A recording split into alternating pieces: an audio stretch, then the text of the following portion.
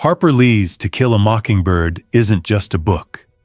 It's a window into America's troubled past, and a timeless lesson about courage, empathy, and standing up for what's right. In this video, we'll take you through the story, its unforgettable characters, and why its message still matters today. Before we open the pages of To Kill a Mockingbird, we need to step into the life of its creator, a quiet Southern woman whose one novel would change American literature forever. This is the story of Nell Harper Lee and the world she chose to confront.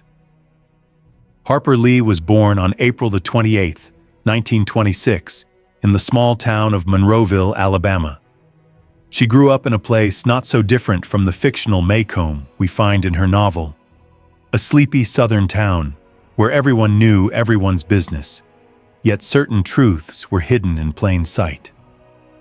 Her father, Amasa Coleman Lee, was a lawyer and served in the Alabama state legislature, a man widely believed to be the inspiration for Atticus Finch, the moral heart of her story.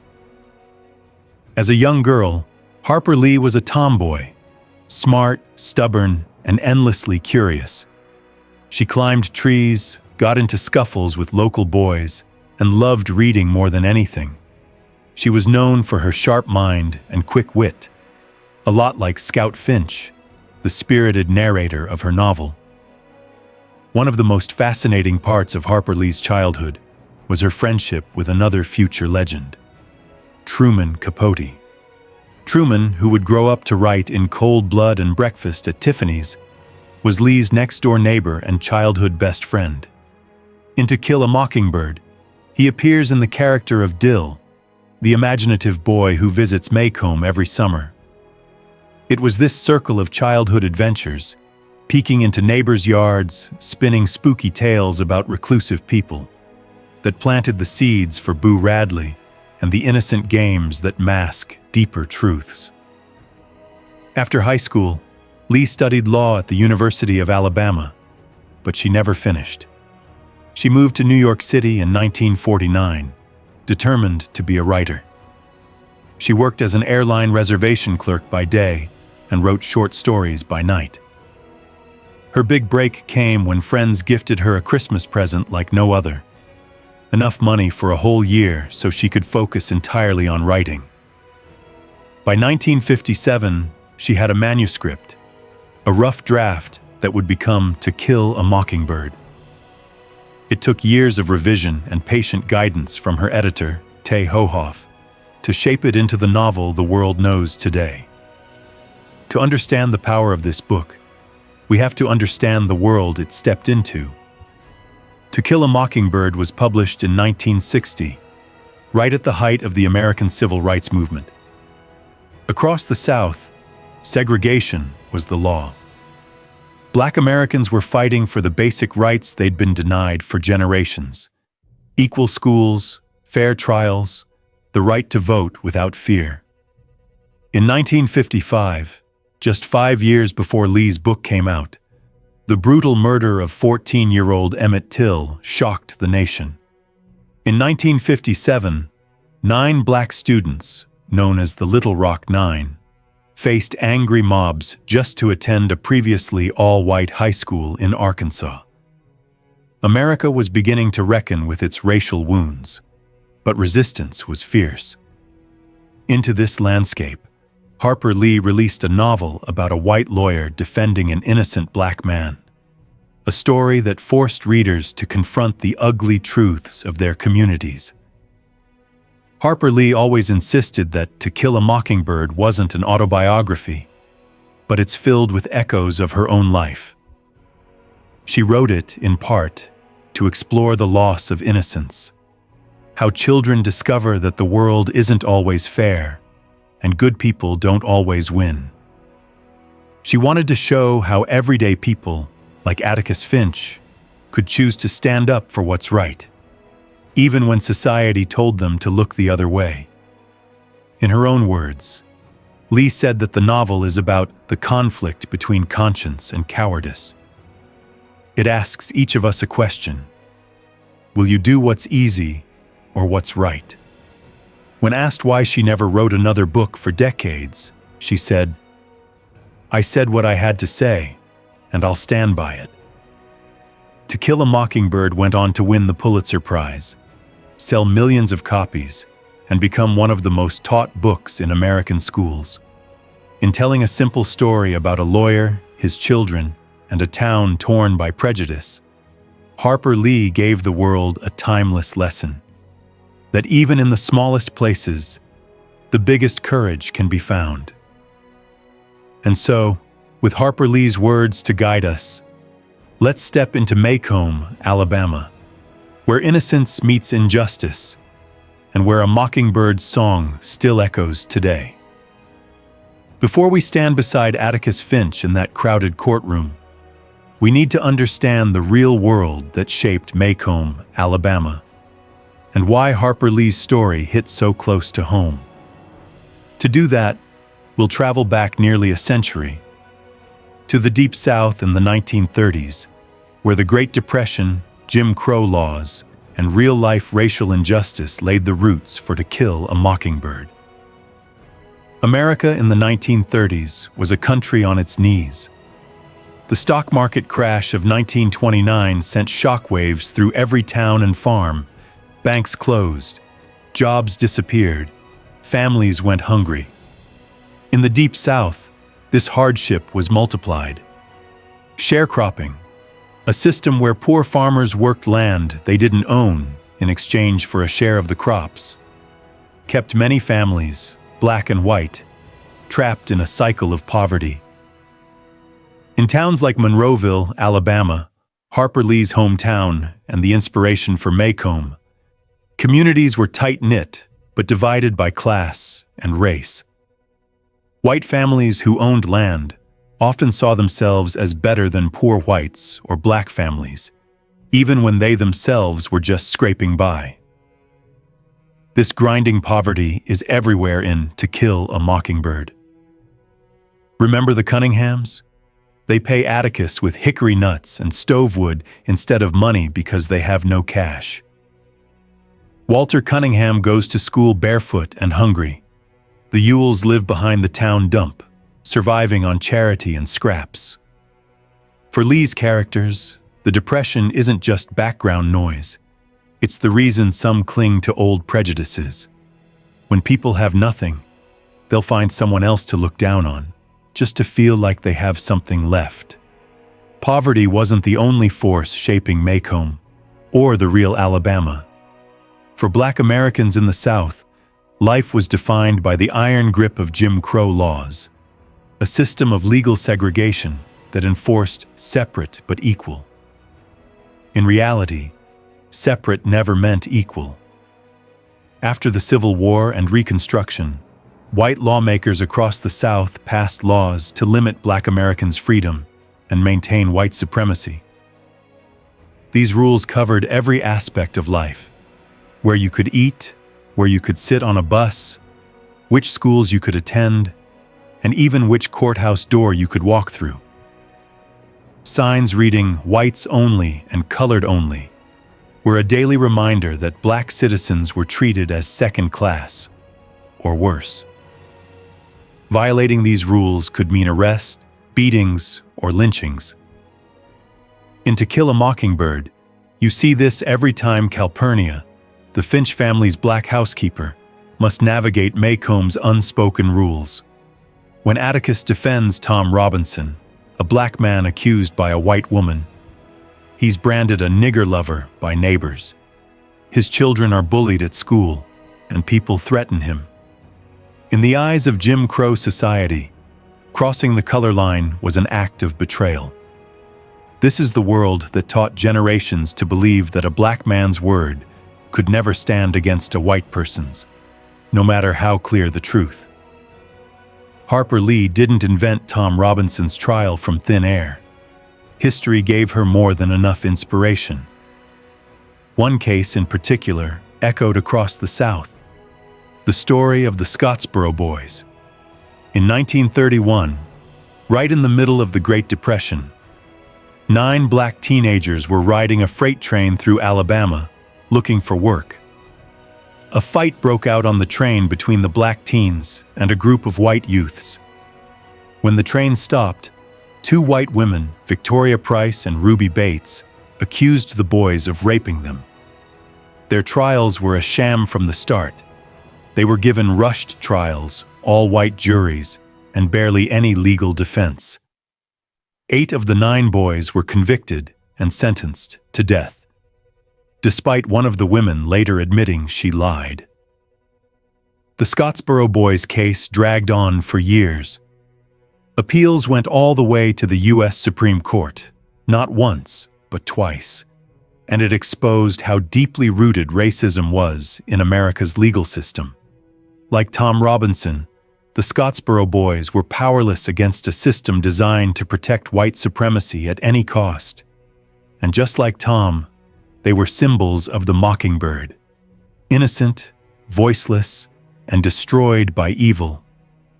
The injustice didn't stop in the courtroom. In the 1930s, racial violence was a grim reality. Lynchings, the public murder of black men and women, often for alleged crimes they didn't commit, were used as terror tools to keep black communities in fear. A rumor, an accusation, or simply looking at a white woman the wrong way could cost a black man his life. The memory of these acts hung over black families like a storm cloud, generation after generation. In To Kill a Mockingbird, this fear is ever present. When Atticus stands outside the jail to protect Tom Robinson from a lynch mob, he's not being dramatic. He's facing a real threat. In the real world, mobs did storm jails. Sheriffs did look the other way. And families mourned sons, brothers, and fathers who never came home. By the time Harper Lee's book was published in 1960, the civil rights movement was rising. Rosa Parks had refused to give up her bus seat in Montgomery just 5 years earlier. Martin Luther King Jr. was preaching nonviolence, while white segregationists fought desperately to keep things the same. To Kill a Mockingbird forced readers, especially white readers, to see these injustices through the eyes of a child. It asked them to question the laws, the gossip, the unspoken rules they'd accepted for so long. And that's why the book is still powerful today. It's not just about one trial or one town. It's a mirror, reflecting a world that told itself it was civilized, but was still cruel to its most innocent voices. So when you read To Kill a Mockingbird, remember, Maycomb isn't just fiction. It's a portrait of the Deep South in the 1930s, battered by poverty, chained by racism, yet filled with people like Atticus Finch, who dared to stand up, even when standing up meant standing alone. And the next time you hear a Mockingbird song, think of all the voices that never had the chance to sing, and the courage it takes to protect them. Our story begins in the dusty streets of Maycomb, Alabama. Scout Finch, our narrator, looks back on the summer when her brother Jem broke his arm. She tells us everything started long before that, with the Radley house. Scout lives with her older brother Jem and their widowed father, Atticus Finch, a lawyer whose calm wisdom shapes everything Scout will learn. We meet Dill, the imaginative boy who visits every summer. Dill is fascinated by the Radley place, home to Boo Radley, a ghostly figure who hasn't been seen in years. Children whisper that Boo once stabbed his father with a pair of scissors. Here, we see the first big theme: fear of the unknown. The kids create wild stories about Boo, but they don't really know him at all. Their curiosity sets the stage for the innocent games that slowly lead them to the truth. The Radley place fascinated Dill. In spite of our warnings and explanations, it drew him as the moon draws water. Scout's voice is playful, but underneath is a question. Why do we fear what we don't understand? Scout's big adventure begins when she finally starts first grade. But it's not what she expected. Her teacher, Miss Caroline, is young, pretty, and completely unprepared for Maycomb's ways. When Scout shows she can read, Miss Caroline is offended. She tells Scout to stop reading at home. We see here how rigid the world is. Learning should be good, right? But Maycomb punishes anything that challenges the rules. Scout tries to explain why Walter Cunningham won't take a quarter for lunch. The Cunninghams are proud farmers who never take what they can't pay back. But Miss Caroline doesn't understand. Scout gets her first taste of injustice, realizing that the grown-ups don't always get things right. Scout gets into a fight with Walter Cunningham at school, but Jem steps in and invites Walter to lunch at their house. Here, we meet Calpurnia, the Finch family's black housekeeper, who teaches Scout an important lesson. Treat all guests with respect, no matter who they are. Walter pours syrup all over his dinner, shocking Scout. Calpurnia scolds her. Don't matter who they are, anybody sets foot in this house is yo company. At school, Scout faces another troublemaker, Burris Ewell, who insults Miss Caroline. The Ewells are Maycomb's poorest family, rude, violent, and unashamed. This contrast between the proud, poor Cunninghams and the disgraceful Ewells foreshadows what's to come. Summer arrives. Scout finds gum in the knothole of an oak tree by the Radley yard. Jem is suspicious, but curious too. Who left it there? Soon, Scout and Jem, with Dill back in town, invent new games, acting out Boo Radley's life. They roll each other inside an old tire, accidentally crashing into the Radley yard. Scout thinks she hears someone laughing inside the house. Is Boo watching them? The atmosphere is playful but edged with fear. This is how Harper Lee builds suspense. The children's innocent fun masks the truth. Boo Radley is real, alive, and not quite what they think. As summer deepens, Scout feels left out when Jem and Dill grow closer. She spends time with Miss Maudie, the Finch's open-hearted neighbor who loves her garden and plain speaking. Miss Maudie tells Scout the truth about Boo. He was always a kind boy, but his strict father kept him locked away for mistakes any boy might make. Miss Maudie's gentle honesty shows Scout that gossip can hide a real person's pain, a lesson that echoes through the trial later on. Sometimes the Bible in the hand of one man is worse than a whiskey bottle in the hand of your father. Here Lee shows the hypocrisy in Maycomb's good people.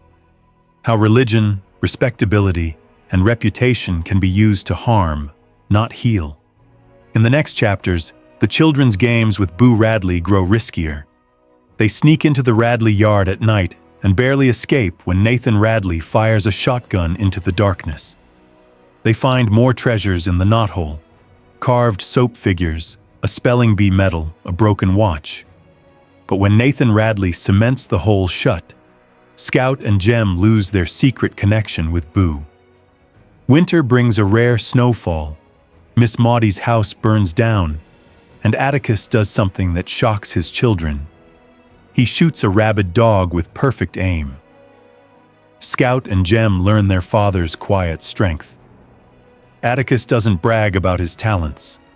True courage is doing the right thing when no one's watching. Let's begin with our narrator, Jean-Louise Finch, better known as Scout. When the story begins, Scout is only 6 years old, wild, curious, and quick to fight when her pride is hurt.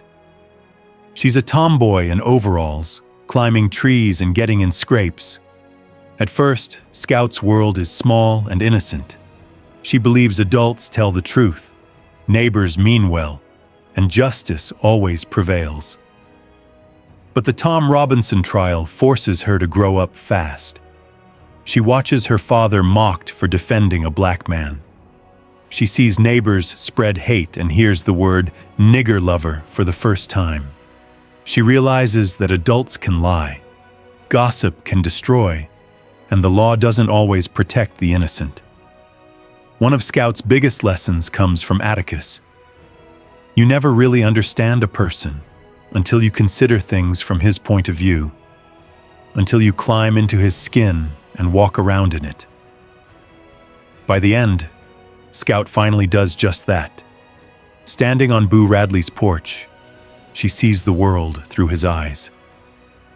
It's the moment she understands that some people, like mockingbirds, only bring beauty into the world and should never be harmed. If Scout is the heart of the story, Atticus Finch is its moral backbone. A single father and lawyer, Atticus lives by a quiet code. Do what's right, even when it's hard. Especially when it's hard. In Maycomb, defending Tom Robinson is social suicide for a white man. Yet Atticus never wavers. He doesn't shout or fight with fists. Instead, he stands in the courtroom, calm and clear, dismantling lies with facts. He knows he will lose. The system is stacked against Tom, but he fights anyway. Atticus also teaches by example at home. When Scout wants to fight classmates for calling her father names, he tells her to hold her head high instead. When the lynch mob comes for Tom, Atticus stands alone outside the jail, armed only with his lamp and courage. His lessons are simple but radical for Maycomb. Treat everyone with respect.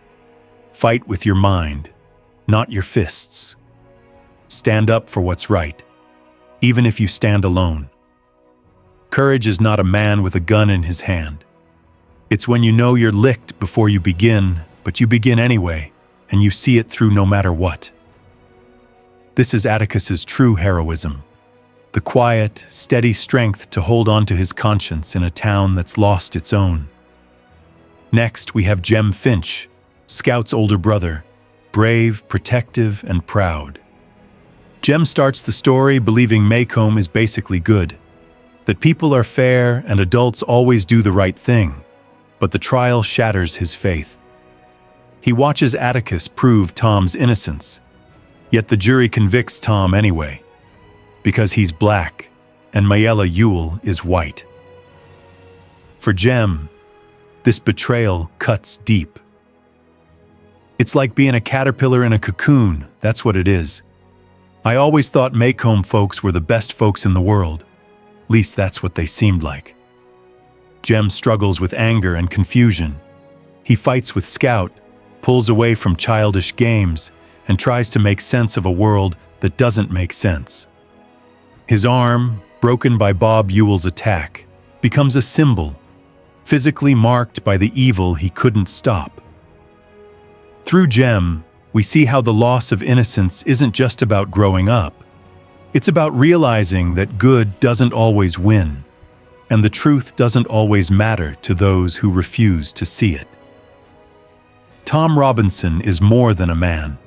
He's the purest symbol of the mockingbird. Innocent, harmless, and kind, he becomes a target for Maycomb's worst hate.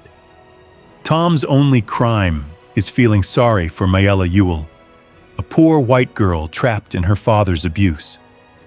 By helping her, he crosses an invisible line. A black man should never pity a white woman. For that, he's destroyed. In court, Tom's honesty is heartbreaking. He never tries to defend himself with anger. He tells the truth, trusting that justice will protect him. But the jury, bound by generations of racism, condemns him anyway. When Tom tries to escape prison, he's shot 17 times. This brutal overkill shows how far Maycomb will go to silence the innocent. Mockingbirds don't do one thing but make music for us to enjoy, but sing their hearts out for us. That's why it's a sin to kill a mockingbird.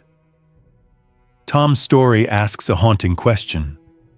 How many mockingbirds have we silenced in the name of hate, fear, or blind tradition? And then there's Boo Radley, the ghost next door. For most of the novel, Boo is an urban legend, a child's nightmare. But look closer, and you see a man trapped by his own family's shame and Maycomb's cruel gossip. As a boy, Boo made mistakes, like any teenager.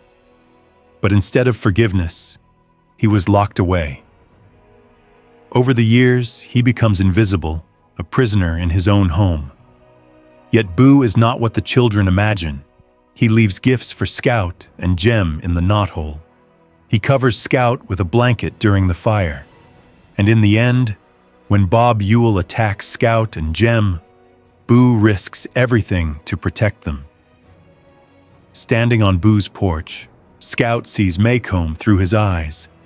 The children playing, the people gossiping, the darkness behind closed doors. Boo Radley is the other Mockingbird, wounded by society's judgment, but still singing in his own quiet way. Now, the flip side of innocence, the Ewells.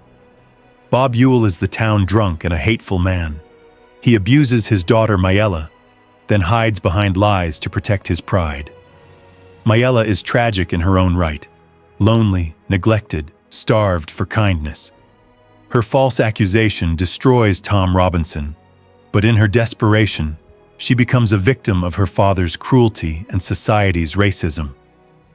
Bob Ewell represents everything Atticus stands against: ignorance, bigotry, and cowardice. In the end, his attempt to kill Scout and Jem shows just how far hate will go to silence the truth. Calpurnia is more than the Finch family's cook. She's a mother figure to Scout and Jem, loving, strict, and fiercely protective. Through Calpurnia, Scout sees a different side of Maycomb. When she takes the children to her black church, they learn that Calpurnia lives between two worlds, speaking white in the Finch household and colored with her own community. Calpurnia reminds us that navigating racism means code switching to survive. She embodies quiet strength, a different kind of courage. Finally, there's Dill, the boy who visits each summer. Inspired by Harper Lee's childhood friend Truman Capote, Dill is sensitive, funny, and a little lost. His games spark the children's fascination with Boo Radley, but Dill's imagination also masks his own sadness. His parents neglect him, so Maycomb becomes his escape, a place where he feels loved by the Finches. Dill's tears during Tom Robinson's trial show how children often see injustice more clearly than adults. He can't stand the cruelty that others accept as normal. Together, these characters make To Kill a Mockingbird timeless. They remind us that behind every rumor is a real human being, that innocence is fragile, that courage is quiet but powerful, and that when you listen closely, you can still hear the song of the mockingbird, soft, pure, and worth protecting. Harper Lee's To Kill a Mockingbird is more than a story about a small town in Alabama. It's a lesson on how the world can break the innocent and how ordinary people can stand up for what's right, even when they stand alone. Its power lies in the themes woven through every page: racism, injustice, courage, empathy, and the haunting image of the mockingbird. Racism is the poison at the heart of Maycomb.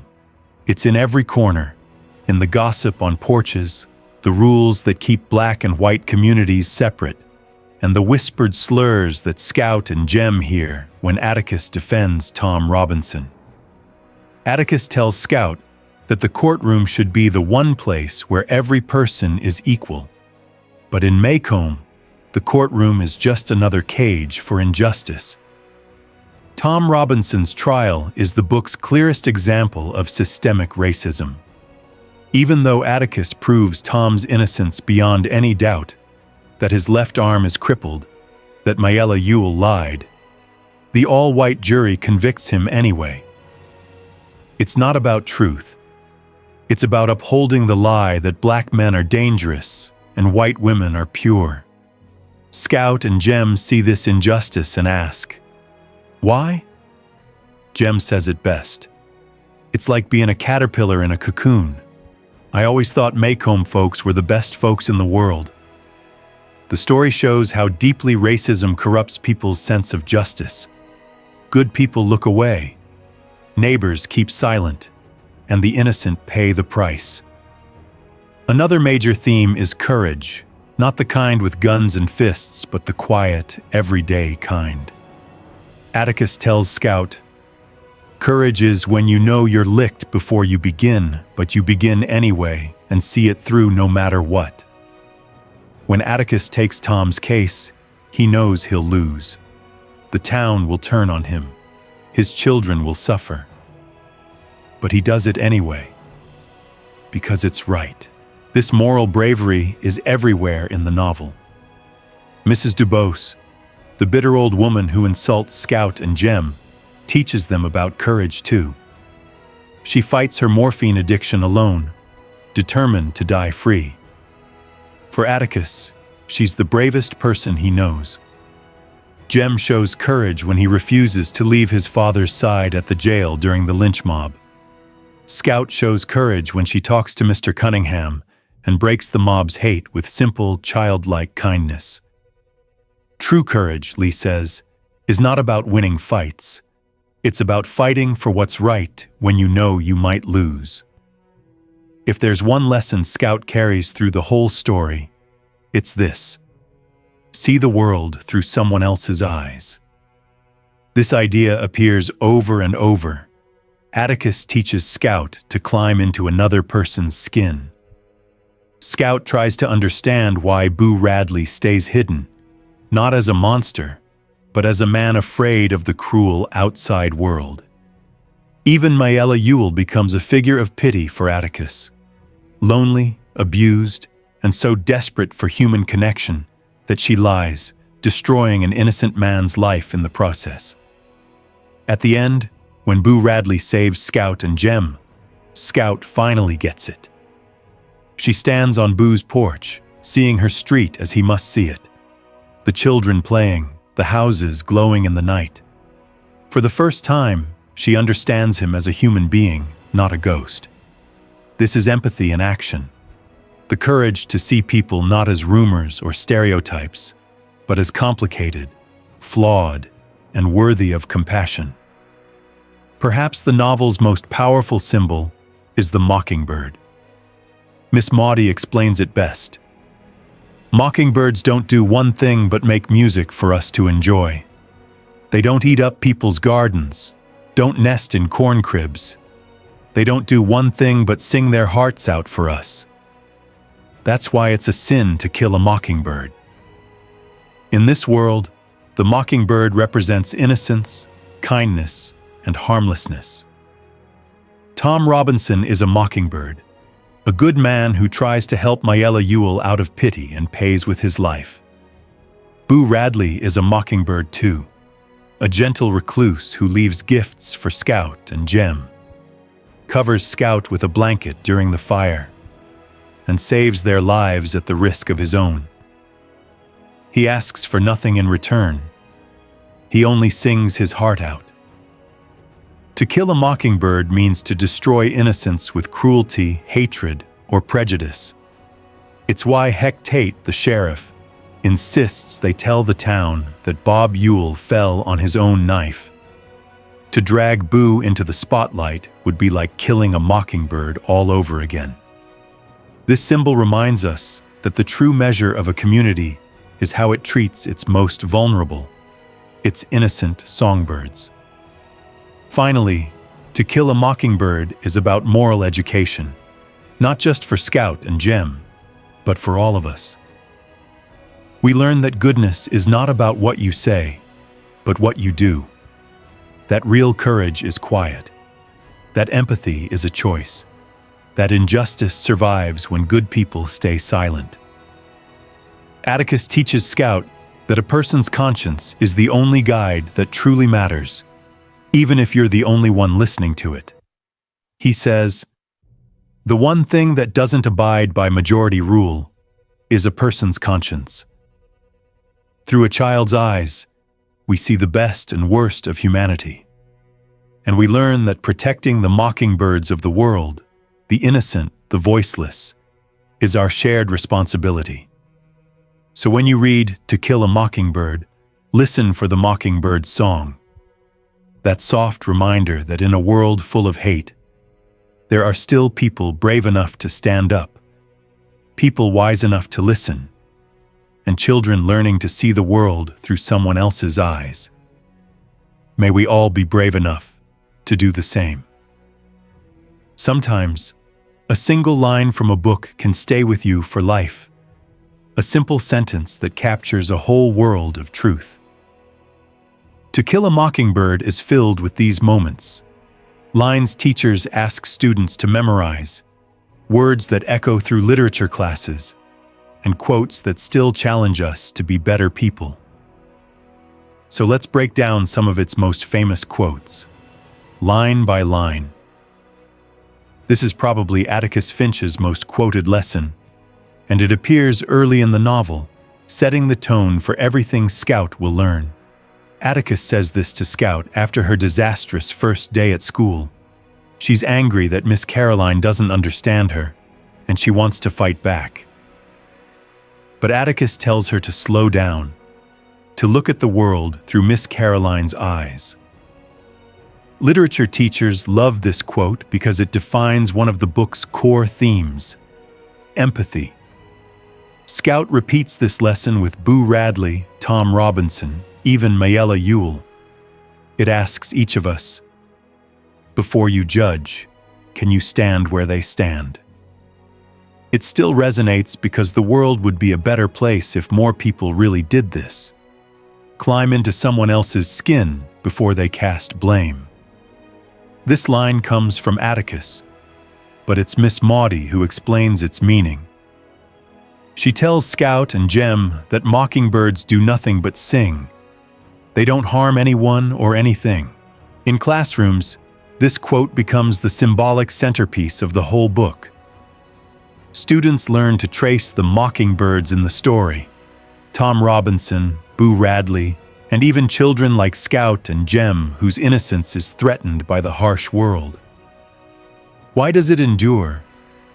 Because it reminds us that our actions matter, and destroying the innocent, whether by hate, gossip, or violence, is the greatest wrong of all. Atticus says this to Scout when she complains that everyone hates him for defending Tom Robinson. He wants her to understand that morality is not a popularity contest. In literature classes, this quote sparks debate. Students discuss what it means to stand alone against an unjust crowd. It still matters today because it calls out moral cowardice, reminding us that sometimes the right thing will be the unpopular thing, and your conscience may be your only guide. This is Atticus again, quietly pointing out how bias works. The jury sees Tom Robinson not as a man, but as a stereotype. They hear Mayella's lie because it fits their worldview. Teachers use this line to teach critical thinking. What do you see when you look at someone different from you? What do you hear when you listen to gossip or the news? In a world of social media and echo chambers, this quote feels more relevant than ever. This final exchange happens when Scout has finally seen Boo Radley for who he really is. Not a monster, but a gentle protector. Students study this line as the book's emotional resolution, the lesson Scout has carried through all her adventures. It's hopeful, but not naive. Not everyone is good, but many people surprise you if you look past fear and rumor. It's a gentle reminder to believe in people's better angels, a lesson we still need. Atticus explains real courage to Jem after Mrs. Dubose's death. She was a bitter, racist woman, yet Atticus says she was the bravest person he knew because she fought her morphine addiction before she died. Teachers highlight this to show how the book redefines bravery. Courage is not physical power or violence. It's moral endurance, fighting battles you know you'll lose, just because they're worth fighting.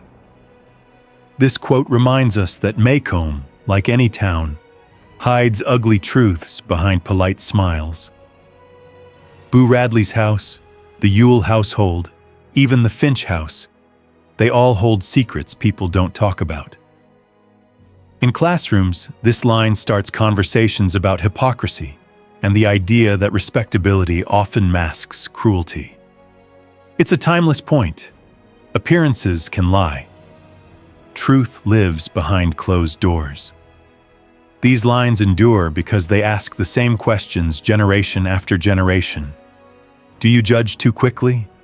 Do you protect the innocent? Do you stand up for what's right, even when you stand alone? To Kill a Mockingbird is more than a book about the 1930s South. It's a mirror. These quotes show us our own hearts, our own prejudices, and our own capacity for change. So next time you hear one of these lines, pause and ask yourself, am I just reading words on a page, or am I living them? Because the world still needs more people who see the mockingbirds, climb into someone else's skin, and keep singing the song of courage, justice, and compassion. When To Kill a Mockingbird first hit bookshelves in 1960, no one, not even its quiet author Harper Lee, could have predicted the impact it would have. More than 60 years later, this single novel is still changing the way people think about racism, justice, and moral courage. Let's look at how this story became an American classic, the influence it had on the civil rights movement, why it's still taught in schools, the controversies and bans it's faced, and the way it lives on through film, stage, and popular culture. When Harper Lee wrote To Kill a Mockingbird, the U.S. was on the brink of massive change. In the 1950s and early 60s, the civil rights movement was fighting segregation, lynchings, and Jim Crow laws, the very injustices Lee saw growing up in Monroeville, Alabama. Atticus Finch became a symbol of the white ally who stands up against an unfair system. His quiet heroism inspired generations to speak up when they saw injustice, whether in a courtroom, a classroom, or their own neighborhoods. For many, the book helped open eyes to the everyday racism that courts, towns, and families ignored. Teachers, students, and civil rights activists alike used its story to talk about prejudice in a way that felt human, not just political. As Dr. Martin Luther King Jr. was giving speeches about the moral arc of the universe bending toward justice, To Kill a Mockingbird was showing people what that arc looked like in the tiny fictional town of Macomb. Since its publication, To Kill a Mockingbird has become a fixture in classrooms around the world. Why do teachers keep assigning it? Because its lessons are timeless. It shows how prejudice hides in everyday life. It sparks conversations about justice and fairness. It asks students to think about empathy, that simple but radical idea Atticus teaches Scout. To see the world through another person's eyes. Students don't just read it, they wrestle with it. They debate whether Atticus is the perfect hero or a flawed one. They argue over whether Mayella Ewell deserves pity or condemnation. They discuss how the mockingbird symbol works in their own world. It's not just a story about the 1930s. It's a way to ask, what would you do? Would you stand up, even if you stood alone? But for all its praise, the book has never been without controversy. Over the decades, To Kill a Mockingbird has been one of the most frequently challenged and banned books in America. Why? Some parents and school boards object to its use of racial slurs, especially the N-word, which appears dozens of times. Some feel the language is too offensive for young readers, or that it opens painful wounds without enough support in the classroom. Others argue the book centers a white savior, Atticus, while the black characters, like Tom Robinson and Calpurnia, don't get the same depth. In a modern classroom, some feel it can unintentionally reinforce harmful stereotypes instead of dismantling them. More recently, Some schools have removed the book from required reading lists in favor of other works that show black characters fighting for themselves, not just being defended by white characters. Yet despite these bans, the novel keeps coming back, because each generation finds something new in it. The questions it asks don't go away, and neither do the hard conversations it starts. Part of the novel's legacy lives on through its famous adaptations. The 1962 film, starring Gregory Peck as Atticus Finch, won 3 Academy Awards, including Best Actor for Peck's unforgettable performance. His portrayal of Atticus became the gold standard of moral decency and quiet strength. Many people still picture his gentle, commanding presence when they read the book today. Over the years, To Kill a Mockingbird has also found life on stage. The most famous recent adaptation is the 2018 Broadway play, adapted by Aaron Sorkin. It reimagined the story for modern audiences with new dialogue, deeper character arcs for Calpurnia and Tom Robinson, and a sharper look at the flaws in Atticus's belief that people are mostly good. The story's influence shows up everywhere, from classroom posters with "It's a Sin to Kill a Mockingbird" to movies, TV shows, and music that echo its themes. When the novel's long-awaited sequel, Go Set a Watchman, was controversially published in 2015, it shocked readers by showing an older, more flawed Atticus, forcing people to reconsider what heroism really means.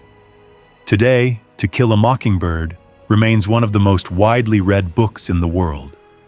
It's been translated into more than 40 languages, selling over 40 million copies.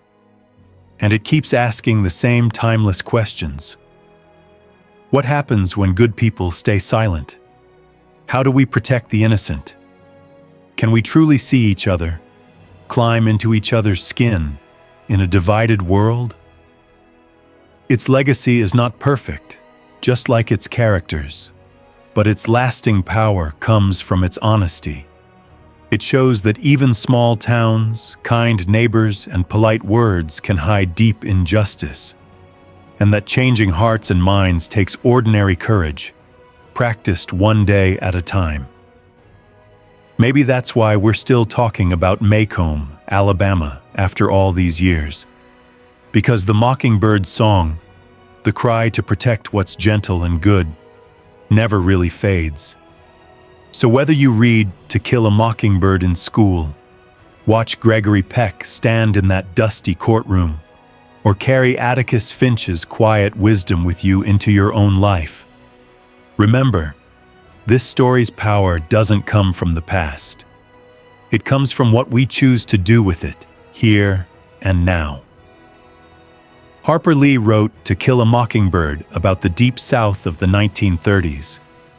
But the truth is, this story could have been written yesterday.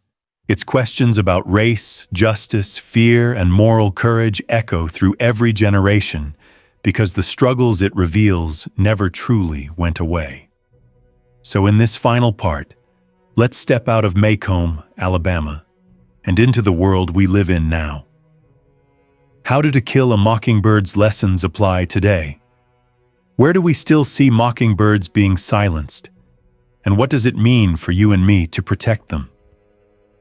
At its heart, To Kill a Mockingbird asks, do we stand up for the innocent? Or do we look away when it's easier? This question is timeless. When you see someone bullied online, do you scroll past? Or do you speak up? When someone's treated unfairly because of the color of their skin, their accent, their gender, do you join the rumor mill? Or do you look for the truth? Atticus Finch says, "The one thing that doesn't abide by majority rule is a person's conscience." That's a lesson we all still need. Whether you're 12 or 50, your conscience is yours alone. Your compass, even when the crowd says otherwise. Look at the world today. The parallels are everywhere.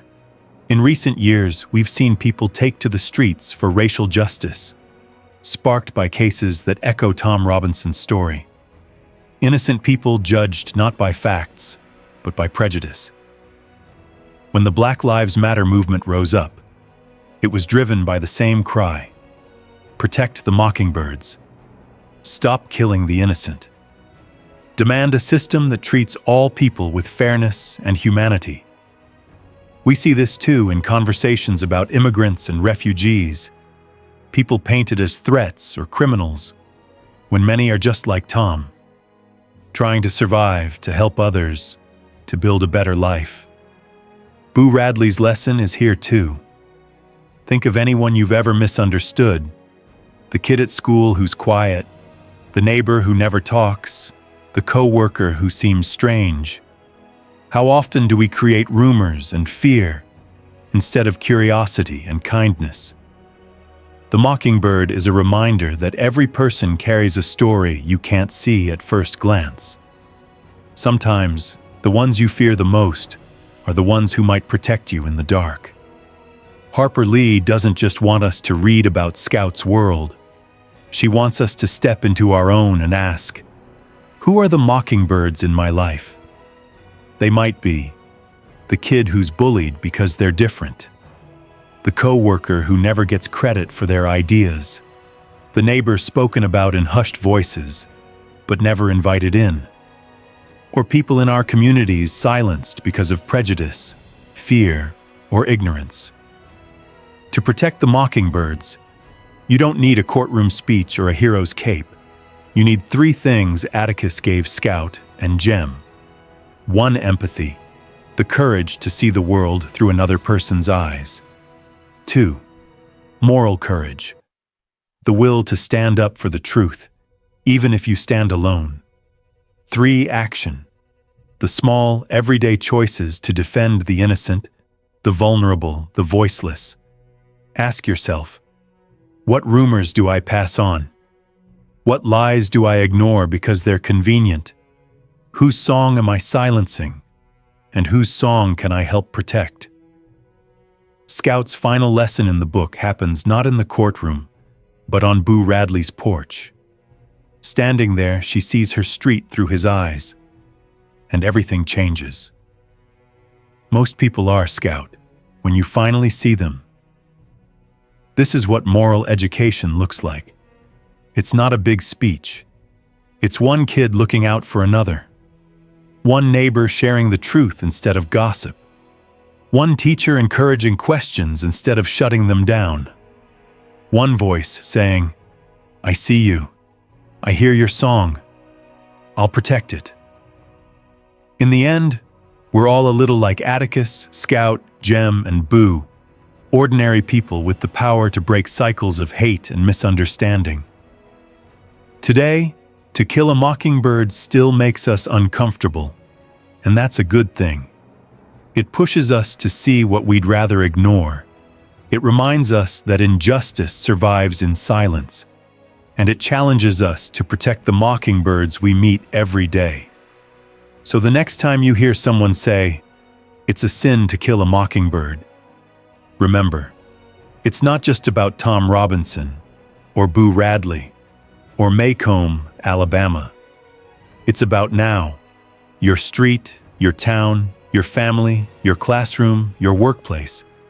Listen for the mockingbird's song, soft, fragile, innocent. Be the one who protects it.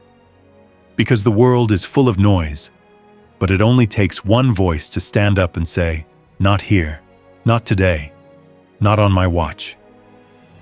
If this book has ever changed the way you see the world, hold on to that feeling. Ask yourself how you'll carry its lessons forward. Ask what you'll do when you see a mockingbird under threat. And then, do it.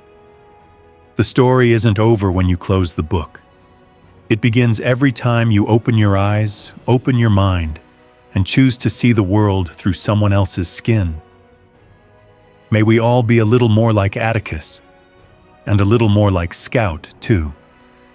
Thank you for watching. Now go listen for the mockingbirds. And that brings us to the end of our journey through To Kill a Mockingbird. A story that still asks us to open our eyes, open our hearts, and stand up for what's right. no matter how small the moment may seem. If you made it all the way here, thank you. I hope this deep dive helped you see Scout's world with fresh eyes, and maybe look at your own world a little differently too. If this video made you think, let me know in the comments. What's your favorite quote? Which lesson stuck with you the most? Who are the mockingbirds in your life? And how can you protect them? I'd love to hear your thoughts. This channel is a place for real conversations about books, life, and what it means to be human. If you enjoyed this, please tap like, subscribe, and hit the notification bell so you won't miss our next story. And if you know someone who'd love this reflection, please share it with them. Because big ideas grow best when we explore them together.